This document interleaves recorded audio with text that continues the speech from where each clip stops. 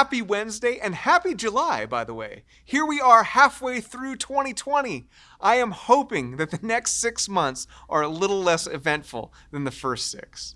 Now we're in James chapter 5, verses 1 through 6, and today's focus is going to be on meditating on the principles of the biblical text and thinking through how they apply to a number of areas of our life. Now the big idea that Pastor Brolin shared this week was that growing up means growing in hope. And he also shared these other principles. First, the unrighteous rich earn righteous judgment in verse 1. Second, unrighteous riches are a decaying delusion in verses 2 and 3. And finally, the unrighteous rich oppress the righteous in 4, 5, and 6. And so when we think about how this passage and these principles shape our view of God, a portrait of a just judge comes to mind. You see, living in a fallen world can distort our view of God. When we see injustice or wickedness benefit someone, we can start to doubt God's goodness, His justice, and His power. Passages like this remind us that God is not turning a blind eye toward the evil that goes on in the world, nor is He impotent or powerless to deal with it. Rather, in His grace, He has not turned humanity into a pile of ash. My old pastor and mentor used to say, the time between the declaration of judgment and the carrying out of judgment is grace time. And so rather than see God as distant, uncaring, or impotent, we should see Him as slow to anger and extremely patient. But make no mistake, judgment day will come for those who refuse to repent and believe. And it will not be a day of rejoicing. And so as we look at ourselves, this passage should be a reminder not to judge ourselves by our circumstances. In this passage, those who are wealthy have obtained their financial wealth and success through the oppression and neglect, specifically of believers of Jesus. It seems that the followers of Jesus are taken advantage of and abused. And you see, when we judge ourselves based on our circumstances, we make a grave error. Material blessing is a horrible barometer of determining our holiness. It is rooted in a distorted theological imagination that says, do right, get right. And the problem with this kind of thinking is when God put on human flesh and walked among us, He ministered to the poor and healed the sick and taught about the kingdom of heaven. And what we did was crucify Him for it.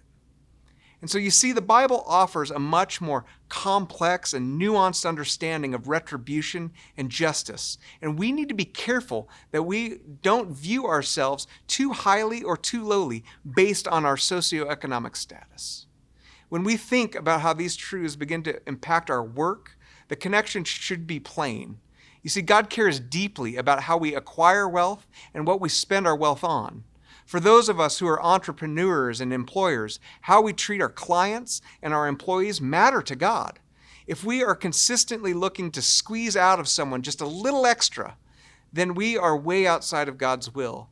And the desire that we have might have just stepped us knee-deep into His wrath.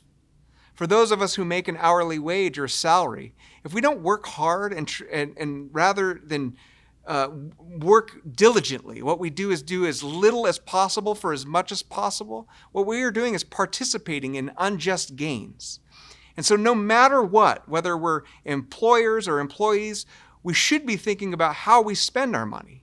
And if James' description of living luxuriously and indulgently isn't an assault on our cultural values, I'm not sure what is. And so as I read these words, I couldn't help but feel a little convicted about what we have spent money on in the Michaud House during COVID-19.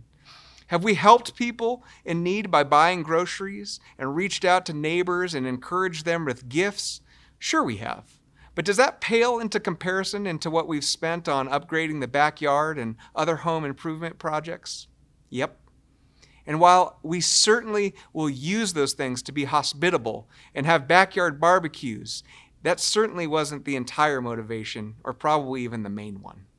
And so you see, this passage challenges us as a church to be marked by generosity.